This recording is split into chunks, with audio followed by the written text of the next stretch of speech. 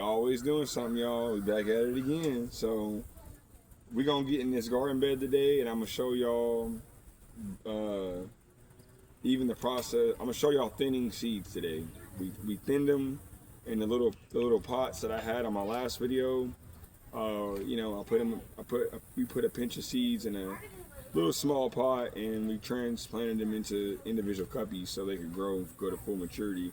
You want to know how to do that? Check out my last video. But today is all about wheat today, so we're going to be getting into more just an explanation of why it's important to thin, the purpose of it, and what it looks like for this particular crop, wheat. And I told y'all before, it's the only place on YouTube where you're going to see it truly start to finish. Not we're going to start something and then I'm going to fast forward 3 weeks later and then show you. No, we show you the entire process.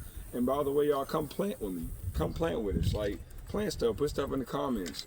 I'll probably set up an email where you can send pictures of what you got going on, or you can create a channel yourself and we can share things, you know, with one another. You know, wisdom, knowledge, trying this, whatever have you, or whatever craft you got going on. That'll actually be a video I'm gonna make on that as well, about just YouTube and other creators coming together. But that's for later, y'all. Well, let's get back to the whole point while we're here. Oh, there goes little Noah. So y'all come down here and look at this. So we planted like 3 to 4 seeds per hole.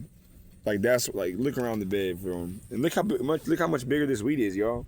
Every day this is what the result. They're huge. And we got these seeds off of TrueLeaf.com. So we'll take this hole as an example. So I planted 1, 2, 3, 4, 5 seeds per hole. Or somebody, I didn't plant them. I think my daughter did. She put too many. You know, because they sprouted. You don't want this many seeds per hole. You want to plant 2 to 3 seeds per hole to make sure you get one wheat. Right? Like, look at this hole, y'all. This one only sprouted 2. This one sprouted like 5. So you want to thin these because they'll compete for nutrients. They'll stunt the growth because they're too busy competing with one another for every which resource they need to grow. They need to be by themselves to grow, and they need to be spaced out. Now, I spaced these. Here you can get like a further back view for them, so they can see. Like, I spaced these kind of probably not as far apart as some people would recommend. I'd say this is about, what, 4 inches right here. Some people say 8. Like, some people would say like this far apart.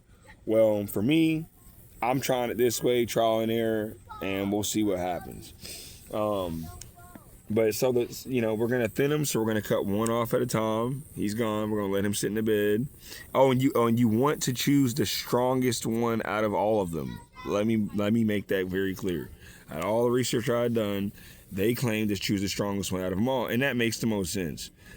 Just from gardening, period, I just know that to be true. I'm gonna cut all the weak ones off, the ones that are just in the same hole, but, you know, the one that has excelled, the one that has been chosen, is this one. There he is. He's gonna grow by himself. And when you prune, and I made a video on pruning, reasons to prune with the watermelon that didn't make it, you know, all the root system and everything tied to this plant now, it gets to fully excel and do its job. So we're gonna go through a couple more holes, like this one right here. Maybe y'all can see that.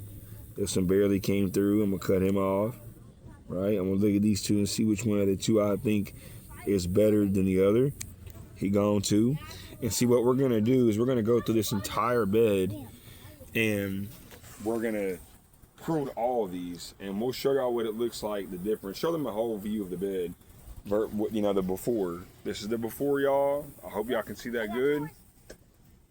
You know, you see how many seedlings or sprouts have come up, and we'll show y'all a clear difference from before and after. All right, y'all. I gave the wheat bed a haircut, so I'll come take a look. I trimmed all the ones that had. She'll give y'all like an overview of the whole bed. She'll just help y'all look at it. But I gave the whole wheat bed a haircut, and But with the clippings, like, cause there was like 5 seedlings in one hole, I just cut all 4 of them and chose the strongest one out of the 5. And this whole thing should be, I mean, within a week from now, it might be this tall for real. I mean, it's been growing exceptionally well. So we didn't want stunted growth. We didn't want seedlings competing for nutrients, and we didn't want any plant disease, none of that. You know, some of them were looking like they were kind of getting wore out. Very few actually, but some of them looked like they were kind of going dead a little bit, and I didn't want like a dead plant next to something that's live. That's how you can risk plant disease, especially on your any type of vine crop or any crop period. If there's leaves that are decaying, you need to cut those off. That ain't it. So you risk your whole plant with that. But yeah, y'all, so get up close, like real close to it, so they can see real close. Like just get, like, y'all see how there's like ones on the ground, like right here. I just put the clippings in the bed and let them decay. It's good for the garden. So first thing I do in my garden is, I wake up. As a rule of thumb, why this is doing so good, if anybody's curious or had the question like, well, dang, how's he getting his wheat to grow like that? One, I buy good seed. Good seed's important.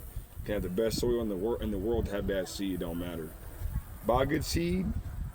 I water in the mornings. I water before I came out here. And what we're doing now, we're pruning. So we're going to be coming out with a lot more pruning videos, reasons why, more specific examples. This is another example of thinning. They call this thinning, but you could call it pruning. But yeah, we just thinned out the seeds today. I hope y'all enjoyed for real. You can grow wheat in your backyard too, in your front yard. I'm just here to encourage y'all, to let y'all know that this is possible, it's real, and I'm excited for the full harvest. So from seed to harvest, y'all.